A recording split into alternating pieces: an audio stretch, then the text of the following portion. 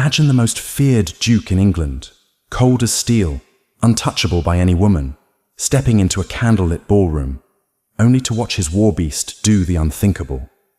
What could make a creature that has thrown men like dolls kneel?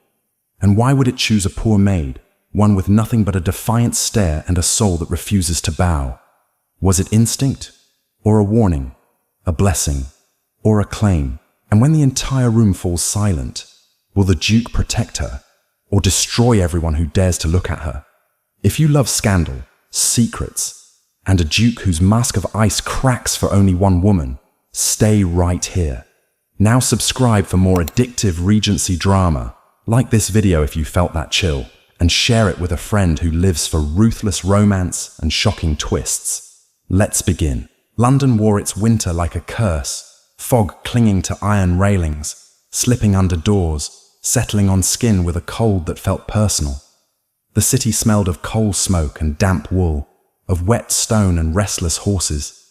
Even the finest streets could not escape it. Even the richest homes could not keep it out.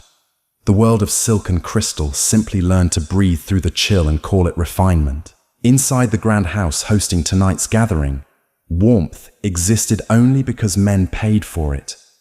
Firelight licked at polished wood and gilded frames, but it could not burn away the sharper heat of gossip.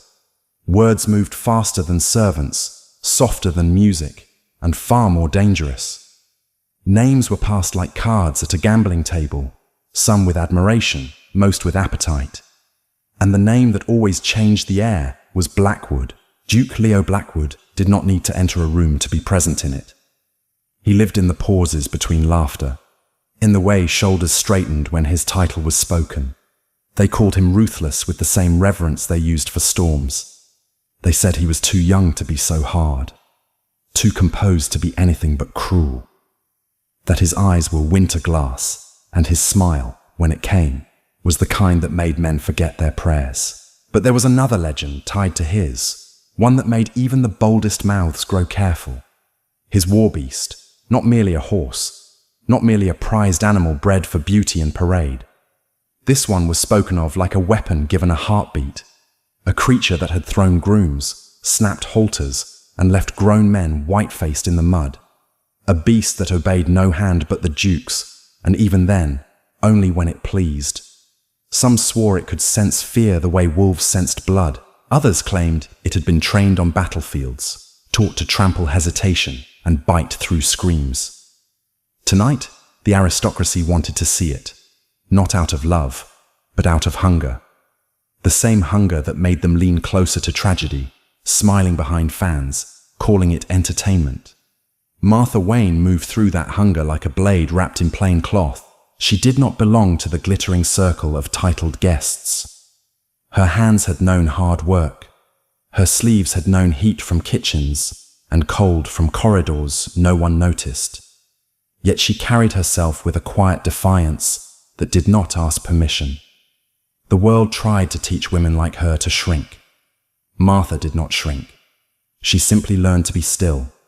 Still enough that those who watched her could not decide if she was frightened or fearless. A lady's laugh skimmed across the room, sharp as a pin. A gentleman's voice followed, casual and cruel, tossing a remark in Martha's direction as if she were furniture that could blush. The insult was small, fashionable, wrapped in politeness. Martha stopped. She turned her head, not too fast, not too slow, and met his eyes with a calm that unsettled. "How fortunate," she said, her voice soft as the brush of silk, "that you were born noble. It saves you from needing to earn anything at all." The gentleman's smile faltered. A few nearby listeners went unnaturally still, as if the air had tightened around their throats. Martha did not wait for approval. She moved again, leaving the words behind like a door quietly closing. Then the music shifted, and the house seemed to brace itself. A servant hurried in, face pale with the kind of excitement that bordered on fear. His announcement did not come with flourish. It did not need it. "The Duke of Blackwood has arrived," he said, "and he has brought the beast." The room went silent, not with reverence, but with anticipation so sharp it tasted like metal. And somewhere beyond the warmth of the candles, a deep, impatient sound answered, hoof against stone, leather straining, breath like a low warning in the fog. Martha's spine did not bend, but for the first time that night, her pulse spoke louder than her pride, because the beast was not just coming, it was coming close. The first thing the room surrendered was its sound. Laughter thinned. Conversation broke apart into cautious fragments. Even the music seemed to hesitate, as if it had learned the shape of danger and recognized it by instinct. Duke Leo Blackwood did not need to raise his voice to be obeyed. His presence did the work for him, quiet, inevitable, absolute. He crossed the threshold with the same composure men carried into battle when they had already accepted the cost. His coat held the night's chill in its seams. His gloves looked too clean for a world this dirty. There was no flourish to him, no eager charm, no hunger for approval. He wore his title the way a blade wore its edge, without apology. Politeness rushed toward him like frightened birds. Bows, smiles, compliments that tasted like sugar meant to hide poison. He received them with a slight inclination of his head, the kind granted to strangers who were allowed to exist near him, nothing more. The fire in the hearth crackled, but the warmth did not reach his eyes. Those eyes moved across the gathering with measured control, not counting faces, assessing them, not searching for admiration, separating threat from nuisance. He had the look of a man who trusted nothing that could be bought, and no one who smiled too quickly. Behind him, the night answered with a sound that did not belong to music or laughter. A heavy stomp, another, the scrape of iron against stone, leather pulling tight, then a low, impatient breath that carried the raw scent of animal strength and wet fog. It reached the doorway like a warning that had learned to breathe. The guests pretended not to flinch.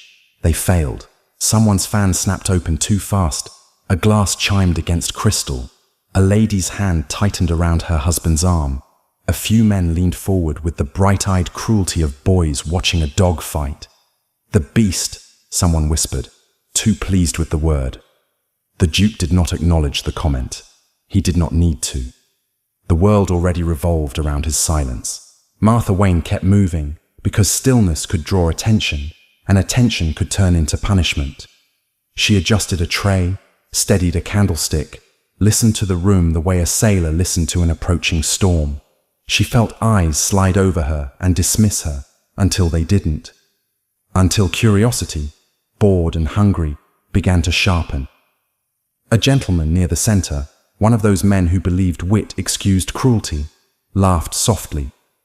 "It's a pity His Grace won't let the beast loose among us. It might improve the company." A ripple of amusement followed, thin and nervous. It was the kind of joke that required a victim to taste sweet. Martha's fingers curled around the edge of the silver. She did not look down. She did not smile. She let the words pass through her as if they had no weight. Then the Duke's gaze shifted, brief, almost accidental, and landed on her. It should have felt like any other glance from any other gentleman. It did not. It felt like being measured by something older than manners, something that could decide, in a heartbeat, whether you were worth saving or worth crushing. Martha met it without dropping her eyes, because she had survived worse judges than aristocrats in warm rooms. For the smallest moment, something tightened at the corner of his mouth. As if her defiance had struck a memory he kept locked behind bone. The next sound came louder. A harsh exhale, a stomp that rattled the air. The impatient violence of a creature refusing restraint. And then a voice rose, too eager, too proud, declaring that the beast would be brought forward for everyone to witness properly, as if danger existed to entertain them. Martha felt the room tilt towards spectacle. She also felt, with a cold certainty, that someone was about to make her the cost of their amusement. They said the beast could smell weakness the way smoke found cracks in a door. They said it learned fear by tasting it, first from battlefields, then from grooms who lied with brave hands and trembling hearts. tonight, the house wanted proof that the Duke's legend had teeth. Proof that danger could be borrowed for an evening and returned before dawn like a cloak. It began with laughter, too eager, followed by the rustle of skirts shifting for a better view. Someone demanded the animal be brought nearer, as if calling a storm closer would make it obey. Servants moved with rigid care, faces blank with the trained emptiness of people who knew that expression could be punished. Martha felt the choice forming around her before anyone spoke her name. That was how cruelty worked in fine rooms. It never called itself cruelty. It called itself amusement, curiosity, a harmless test. A hand brushed her elbow, light, dismissive, and a gentleman murmured about helping and showing his grace we are not cowards. The words were polished. The intent was not. "I don't perform," Martha answered. The gentleman's smile tightened. "Then you'll be the reason someone else must." Martha could have stepped back. She could have lowered her gaze and offered the small surrender the world demanded from those without titles. Instead, she moved forward. One measured step, not toward the man, but toward the low, dangerous breath that had haunted the edges of the evening. The scent reached her first. Leather, cold iron, and something wilder underneath. Then came the sound. Hooves striking stone as if arguing with the earth, a chain shifting, a handler muttering a prayer through clenched teeth. When the beast surged into nearness, the room's bravado faltered. A hissed inhale. It was not beauty that struck Martha, but force, raw and undomesticated, held back only by pain and habit. The animal's eyes were bright and hard, winter stars that did not care if you lived. It saw her, not as a servant, not as a toy for their sport. It fixed on her with a focus that made hairs rise along her arms. The handlers tightened their grip. The beast's muscles bunched, ready to strike. Martha did not retreat. She kept her hands empty at her sides and spoke as if it were a soul, not a spectacle. "Enough," she murmured, not as command, but as truth. For a heartbeat, the world forgot how to move. The beast's nostrils flared. Its head dipped, then snapped up, as though wrestling something it did not understand. And then, impossibly, it lowered itself. One foreleg bent, then the other. The great body sank until a knee met the ground with a dull, reverent thud. Not training, not trick, recognition. The hush that followed was so complete it felt like sin. Martha's pulse thundered, but her face stayed steady. Somewhere behind her, a voice whispered the Duke's name like a confession, because the only man who could explain this was the one who owned the beast, and he was coming. Silence did not fall in that house. It was seized. The kind of silence that made people suddenly aware of their own breathing, of the heat behind their ears, of the small indecencies in their thoughts, the kind that turned a ballroom into a court of law. The beast remained lowered, not in surrender, but in judgment, and the room did not know what to do with a judgment that came from something untamed. Martha stood before it as if she had always belonged there. A lady's lips parted, then closed again. A man cleared his throat and failed to reclaim the moment. The laughter that had carried them a minute ago was gone, stripped away like a mask ripped too fast. What remained was fear, dressed in velvet. Then Duke Leo Blackwood's voice cut through the hush, not loud, not angry, simply present, like steel laid on a table. "Step away." No one could have said whether he meant Martha or the crowd. Perhaps he meant both.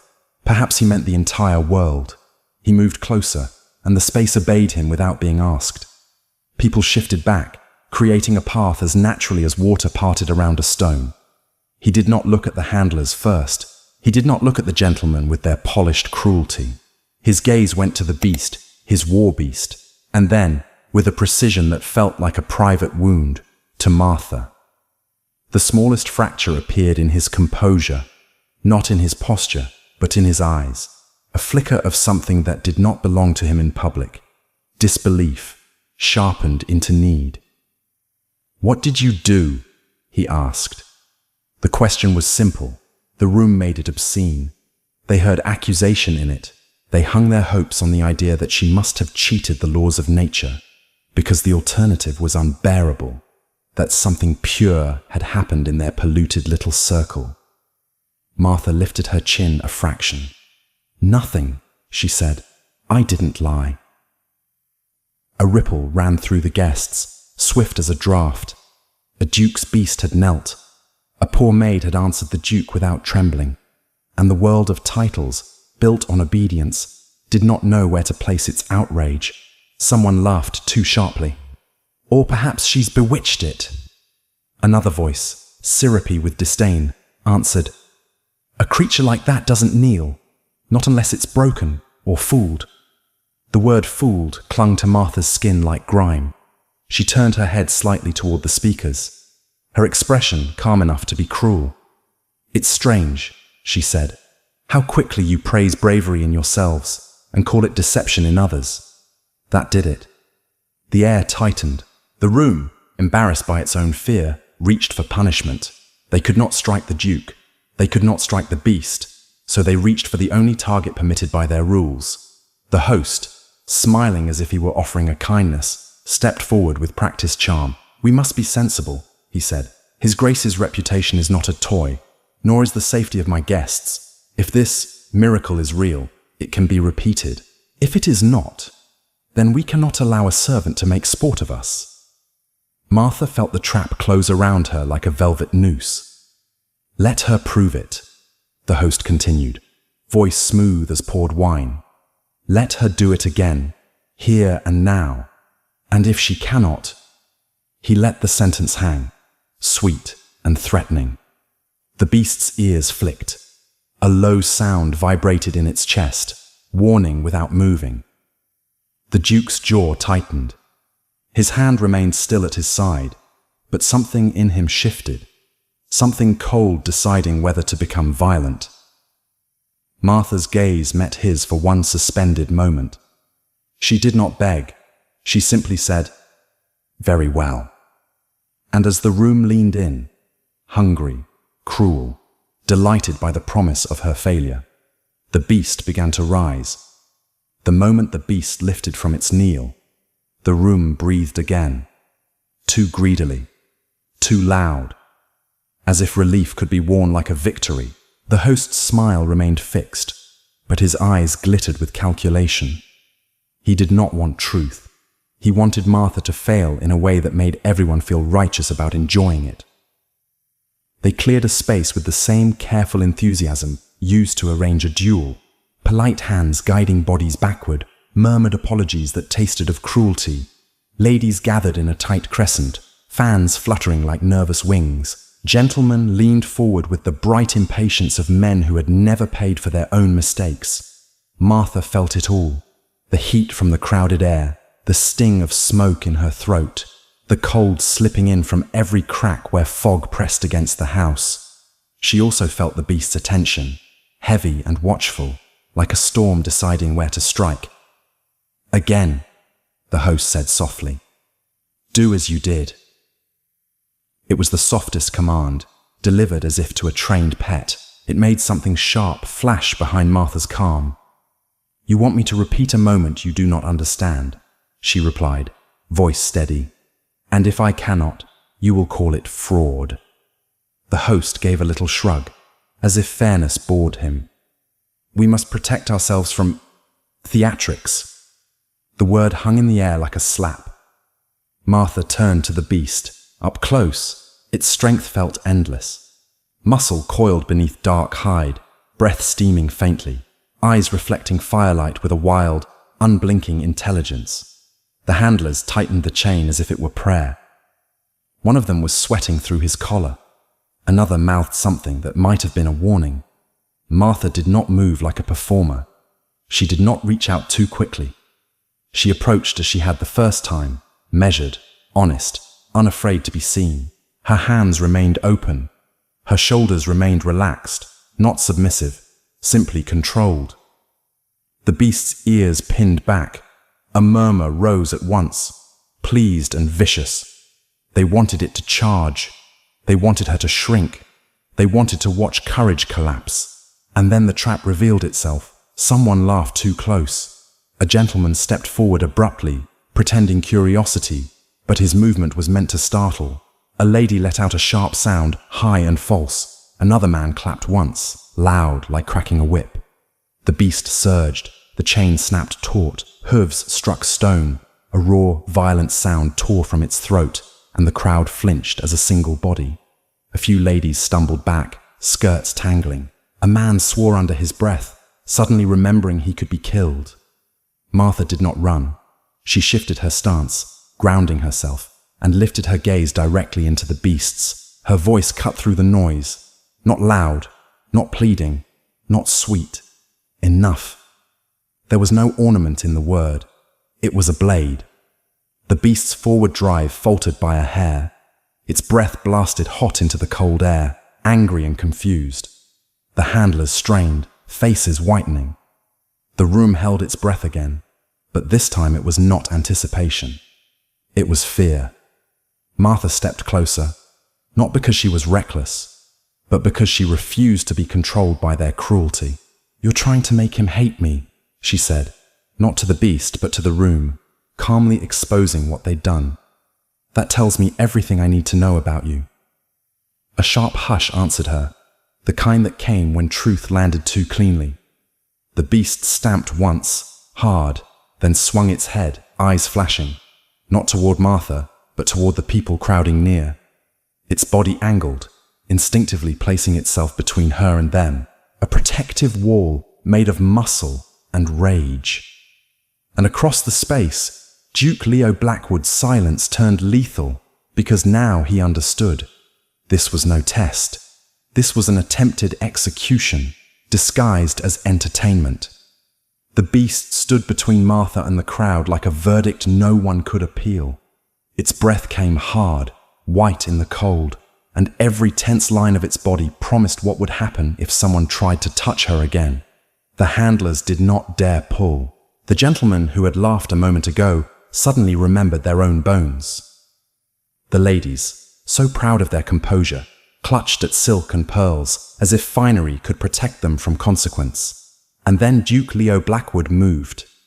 He did not rush. He did not stride with theatrical anger. He advanced with the same measured calm he had worn since entering the house. Only now it had sharpened into something colder than etiquette. The space opened for him at once. Not because someone ordered it, but because no one wanted to be the first obstacle. When he reached the beast, he laid one gloved hand against its neck, steady, familiar. The animal did not flinch. It did not fight him. It lowered its head a fraction, as if acknowledging a master it respected and a war it was ready to wage. Leo's gaze lifted to the host. The room waited for a gentleman's reprimand. It received a duke's execution. "You arranged this," Leo said quietly. The host's smile twitched. "Your Grace, you misunderstand. We only meant—" "You meant to watch her break," Leo interrupted, tone even, almost bored. "And if she bled, you would call it accident." The word bled made several faces blanch, because they knew it was true. They had dressed cruelty and civility for so long they had started to believe their own lies. A gentleman recovered enough to speak, bristling with offended pride. "Surely you cannot hold your entire company responsible for a servant's—" Leo turned his head slightly, and the man's voice died in his throat. It was a simple movement, but it carried the weight of a door locking. "Say it again," Leo said, very softly, "and I will remind you what responsibility looks like." Silence swallowed the man whole. Martha watched from behind the beast's shoulder, her chin lifted, eyes clear. There was no gratitude trembling in her, no desperate relief. Only a steady awareness that the Duke's protection could be another kind of trap if she let it become one. Leo's attention shifted to her, and the mask of ice held, almost perfectly. Only the smallest crack showed in the intensity of his focus, as if her refusal to crumble had unsettled something in him that had been settled for years. "You should have stepped back," he said, not as scolding, but as harsh recognition of danger. Martha's mouth curved faintly, a smile without softness. So you could pretend you didn't see what they were doing? A flicker crossed his eyes. Approval, perhaps, or irritation at how cleanly she cut to the truth. The host tried again, voice silk smooth. Your Grace, the beast is unsettled. We must restore order. Remove the girl from... Leo's hand lifted, not in warning, but in finality. No, he said. One syllable, the kind that ended arguments and began funerals. He turned slightly, addressing the room without raising his voice. You want order. His gaze swept across the faces, the jewels, the polished smiles. Then learn it. He stepped closer to Martha, close enough that the warmth of his presence met the cold surrounding her. He did not touch her. Touch could imply ownership, but he placed himself where everyone could see the choice he was making. This woman, Leo said, voice still calm, will not be used for your sport. A lady's voice, brittle with outrage, hissed, She is no one. Martha answered before the Duke could. That's the comfort you cling to, she said quietly. Because if I am no one, then what you do to me doesn't stain you. The words landed like a slap. Several people looked away, suddenly fascinated by the floor. Leo's jaw tightened, not at Martha, but at the room. Then he spoke again, and the air seemed to freeze in place. She is under my protection. The phrase struck like thunder, not because it was romantic, because it was political, because it was dangerous. The host's face went pale beneath his smile. Your Grace. A servant. Leo's eyes did not blink. A soul, he corrected, voice flat. And my beast has already chosen. At that, the animal lowered its head again, not kneeling this time, but bowing just enough to make the message unmistakable. The entire room went silent for a second time. And Martha, instead of bowing to the Duke's power, looked up at him with calm defiance and said, Don't make me your weapon. Leo's gaze held hers like a vow carved in ice. Too late, he murmured, so low only truth could hear it. They already tried to kill you with laughter. The house tried to recover the way a wounded animal tried to stand, too quickly, too proudly, pretending the blood did not exist. Music resumed in timid fragments. Voices returned in careful tones, like people stepping around a spill they refused to name. But nothing truly restarted. The air had changed, and everyone knew it. Martha felt it in the way eyes followed her now, not dismissive, not bored, but sharpened into calculation. A servant could be invisible. A servant under a duke's protection became a scandal with a pulse. She refused to be guided like property. When a footman attempted to steer her toward the kitchens, she shifted aside with smooth certainty and kept walking, the beast's earlier warmth still lingering in her bones like a memory of thunder. She could hear the whispers trailing behind her, dressed up as concern. Bold little thing. Madness. Blackwood has finally lost his senses. Or perhaps he has found a new amusement. Amusement. That word again. Always the same excuse. Always the same attempt to shrink a woman into a toy. Martha's hands were steady as she moved through a corridor where the heat thinned and the cold returned. The fog outside pressed against the glass, turning London into a smudged dream. Somewhere deeper in the house, servants spoke in quick, frightened murmurs. Someone mentioned the beast's bow like a prayer. Someone else whispered that the Duke had never spoken like that for anyone. Martha did not let it soften her. Protection could become a cage if you forgot whose life you were living. She reached a quiet landing and paused only long enough to breathe. Coal smoke, beeswax, damp wool, London's perfume. And beneath it, something else. Ink, old paper, and the faint metallic scent of fear. A voice came from the shadows, smooth, educated, amused. Wayne. Martha turned her head.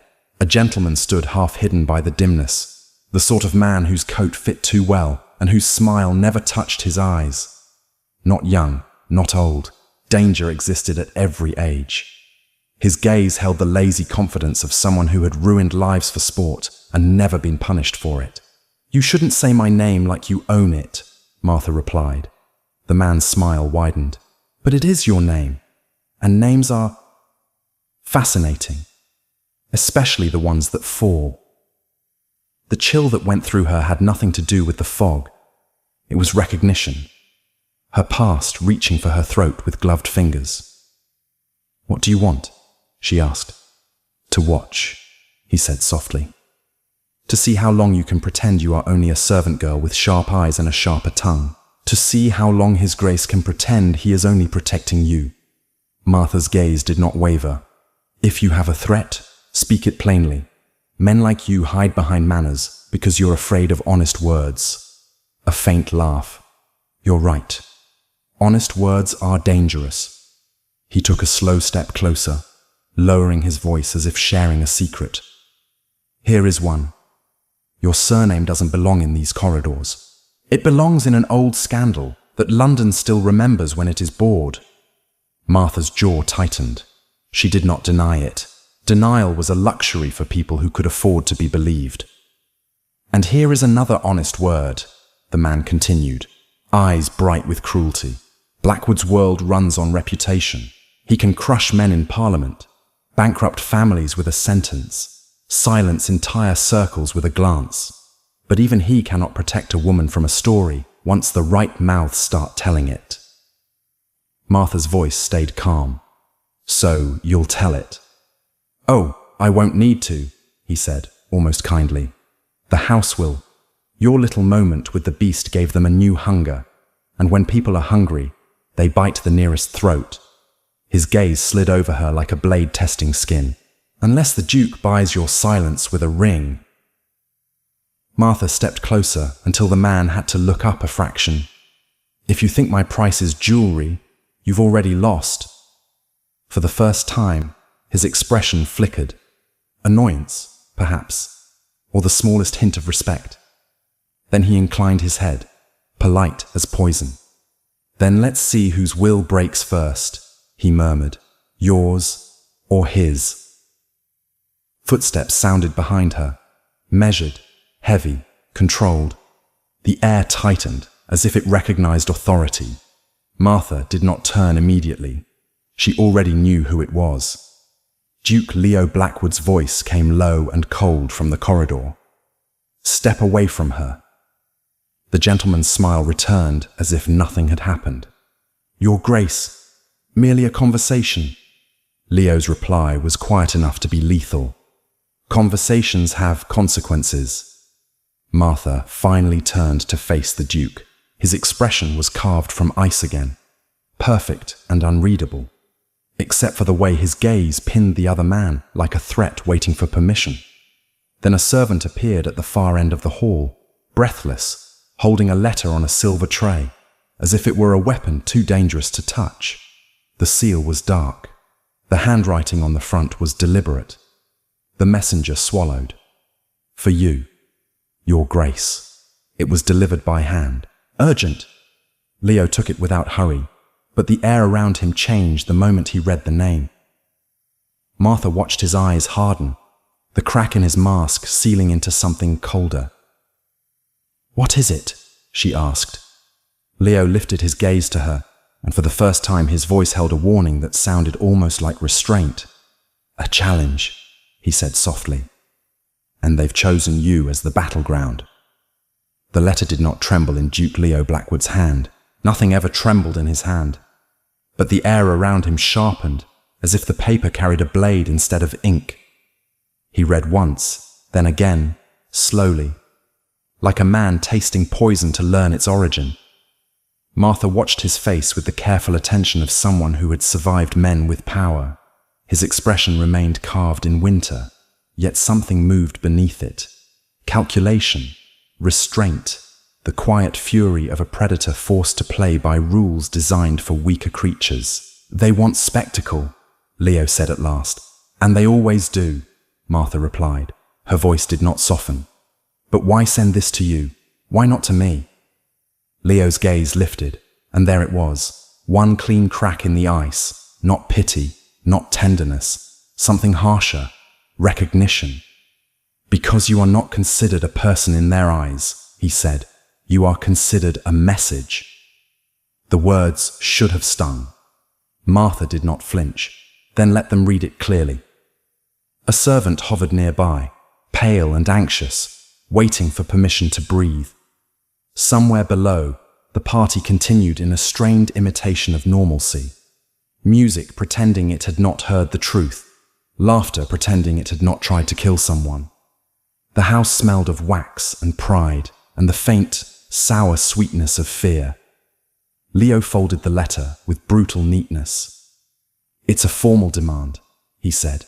They claim my beast was provoked into endangering guests. They claim you incited it. They want you dismissed publicly, humiliated, made an example, so the room can cleanse itself of the shame you gave it. Martha's eyes narrowed. And if you refuse? Leo's mouth curved into something that was not a smile. Then they threatened to unleash a story. Martha felt the corridor grow colder. She heard the earlier voice saying her surname like a chain.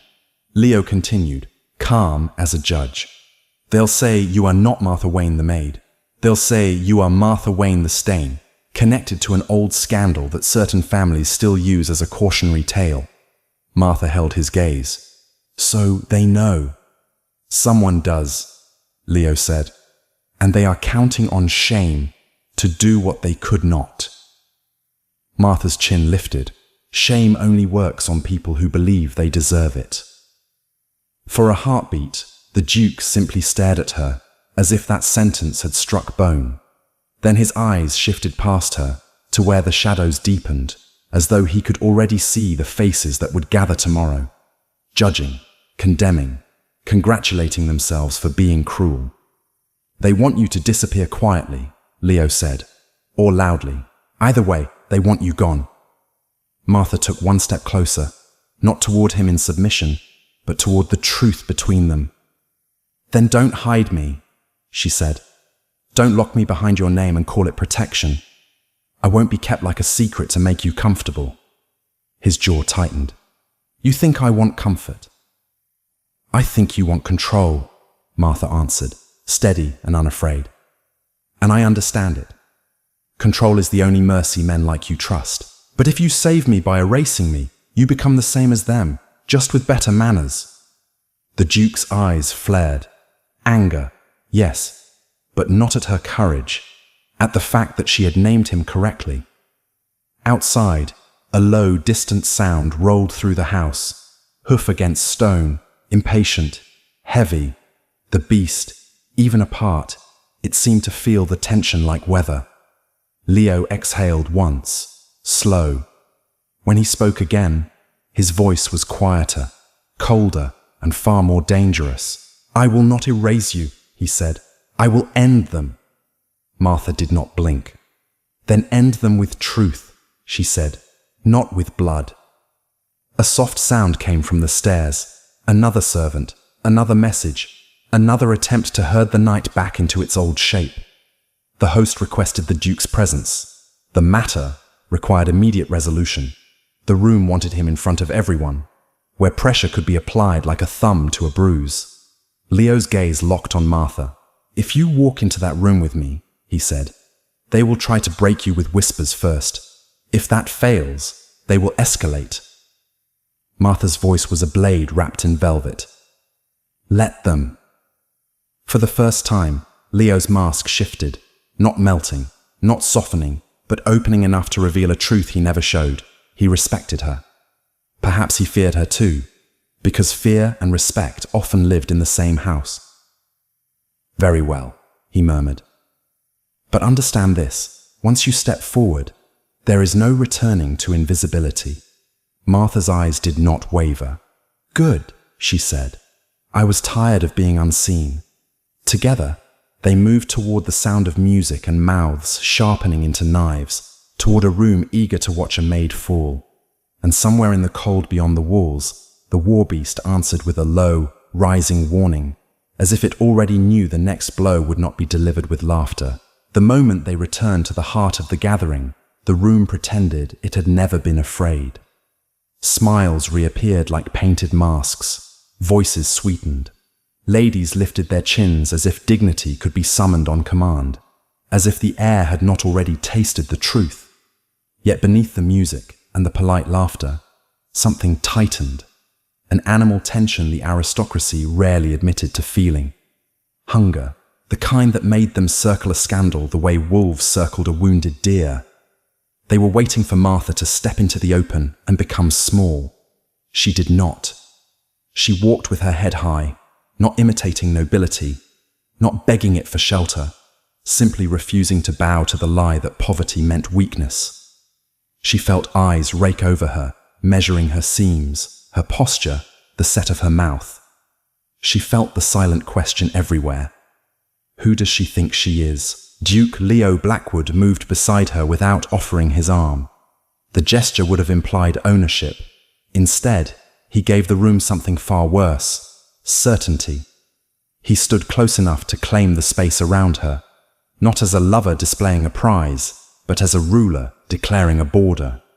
The host approached at once, flanked by men whose names carried weight in Parliament and women whose whispers could ruin marriages. He wore a careful expression, the kind designed to look reasonable while holding a knife.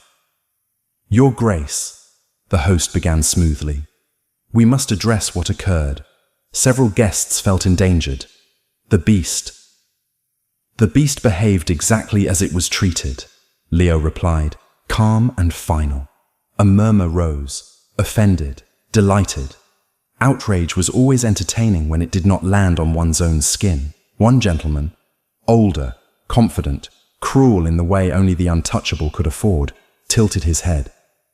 "Is it your position, Blackwood, that a servant girl may provoke a war animal and then hide behind your title?"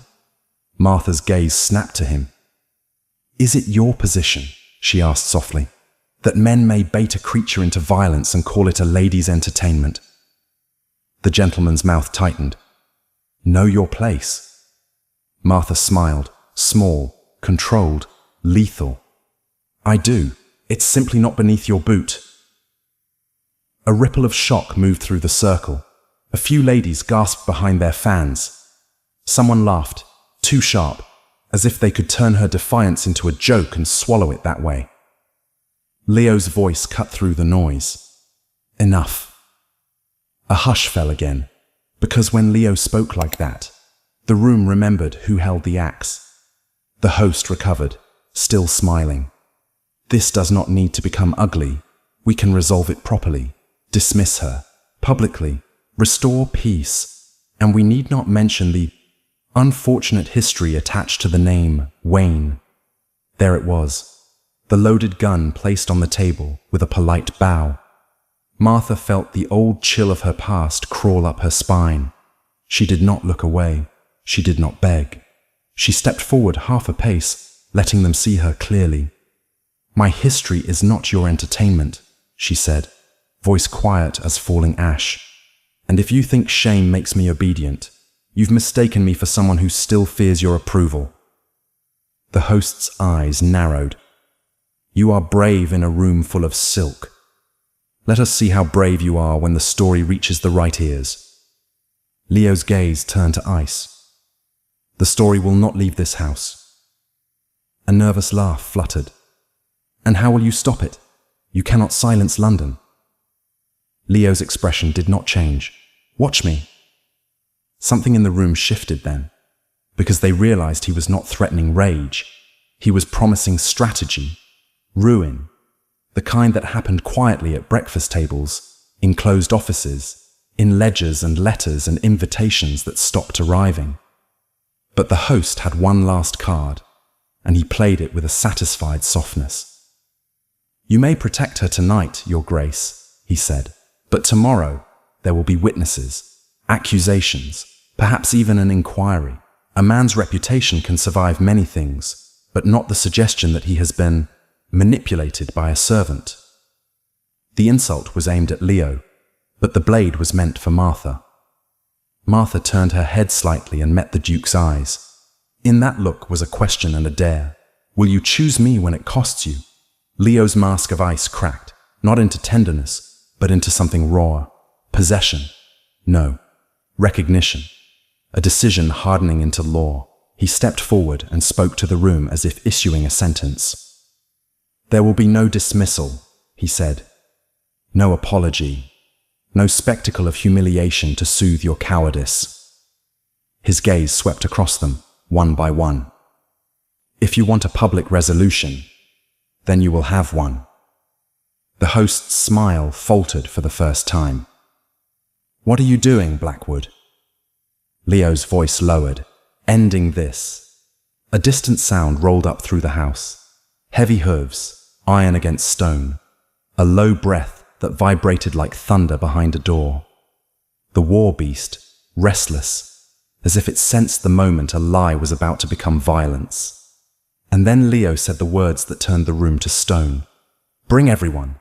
Tomorrow at noon. I will speak where London cannot pretend it didn't hear. Martha felt the air tighten around her. Fear, awe, hatred, hunger, all of it twisting into one bright, dangerous coil. Because whatever Leo planned to announce, it would not merely protect her. It would remake the rules that kept her beneath them. Noon in London had a different cruelty than night. The fog did not vanish. It merely thinned into a pale veil, revealing the city's bones, soot-stained stone, iron railings slick with damp, windows watching like indifferent eyes. The air smelled of cold metal and wet paper, of horses and ink, of the kind of day when reputations were written, erased and rewritten without mercy. Word travelled faster than carriages. By the time the bells marked the hour, people had already chosen sides in their minds. They gathered with the hungry discipline of a crowd that pretended to be civilized. Gentlemen in dark coats and bright interest. Ladies dressed in elegance like armor. Faces composed with the precise effort of those who believed they were above emotion. They came to witness a maid's downfall, or a duke's humiliation, or both, if fortune allowed it. Martha arrived without disguise. She wore no borrowed finery, no costume of respectability to soothe their prejudice. She carried herself as she always had, spine straight, chin lifted, eyes clear. If her hands shook, it was only with the quiet force of contained fury. She did not come to beg for mercy. She came to refuse the lie that she needed it. Duke Leo Blackwood stood before them like judgment given shape. He did not look at the crowd as if it could move him. He looked through it, as if seeing the structure underneath. Alliances, debts, secrets. The mask of ice remained, flawless and sharp. But Martha could feel the difference now. It wasn't emptiness. It was restraint, power held in a fist so tight it could crack stone. They wanted a spectacle, Leo said, voice calm enough to terrify. So I will give them truth. A murmur rippled. The host and his supporters waited with practiced confidence, certain the old rules would protect them. The name Wayne hung in the air like a threat that expected her to flinch. Leo lifted a sealed packet. These are statements, he continued, from my handlers, from servants in that house, and from witnesses who heard the test planned long before the beast was brought forward. You planned to bait an animal into violence and call the result proof of a girl's guilt. The host tried to smile. Your Grace, accusations are easy. Leo cut him off without raising his voice. And receipts are harder. He opened the packet and read, not theatrically, but precisely, names, times, instructions given in corridors, bets made in laughter, promises of dismissal and ridicule. Each detail landed like a stone in water, widening circles of discomfort. Faces tightened. Fans stilled. The crowd's hunger shifted into unease. Then Leo's gaze turned colder. And this, he said, lifting a second letter, is the reason you believed you could force me to comply. The host's eyes flickered. Leo read a line aloud, just enough to make the threat unmistakable. Mention the old scandal. drag the name Wayne through every drawing room, stain Blackwood by association. The crowd inhaled as one, thrilled and appalled, like people watching a knife drawn in a church. Martha stepped forward before anyone could speak for her. "I will not defend my worth to people who measure souls by birth," she said, voice steady and low. "If my name once belonged to a ruin, it is because powerful men and polite women decided a child should pay for their sins. I survived it. That is all you need to know." A lady scoffed, weakly. "Survival is not innocence." Martha's eyes turned to her, unwavering. "No," she agreed. "It's strength." The host attempted one last grasp at control. "Blackwood, you cannot rewrite society for a servant." Leo's attention snapped to him, and the room felt the temperature drop. "I am not rewriting society," he said. "I am exposing it." He took a step closer to Martha, not to cage her, but to stand beside her where everyone could see the choice clearly. "You wanted her humbled," he said. "You wanted her erased. Instead, you will have consequences." He named them calmly. Invitations withdrawn, patronage severed, debts called in, alliances ended. Not revenge with blood, but ruin with paper and truth, the only language their world truly feared. The host's color drained as he realized power did not always shout. Sometimes it simply closed doors. Outside, a deep, steady sound carried through the damp air. Hooves on stone, controlled now, no longer furious. The war beast, present and quiet, as if it had done what it came to do. The crowd watched the animal, then Martha, then the Duke, and something unsettling settled in them. The creature had not knelt for wealth. It had not bowed for rank. It had recognized something they could not purchase. Leo's voice softened by a single degree, not into romance, but into a vow made of iron. "Martha Wayne is under my protection," he said. "Not as a secret, not as a toy, as a truth." Martha turned her face up to him, and for the first time, the defiance in her eyes carried a different edge. Acceptance without surrender. "I don't belong to you," she said quietly. Leo held her gaze. "No," he replied, "you don't." The words were simple, but they changed everything. Because a duke who could admit that in public was a man willing to break the old chains without replacing them with his own. Martha exhaled, slow, as if letting go of a lifetime spent bracing for the next blow. The crowd began to disperse, not with laughter now, but with the uneasy silence of people who had witnessed a rule shatter. London remained cold. Society remained cruel. But as Martha walked away beside the man who had chosen her openly, she did not feel small. She felt unbroken, and for the first time, the world had no choice but to see it.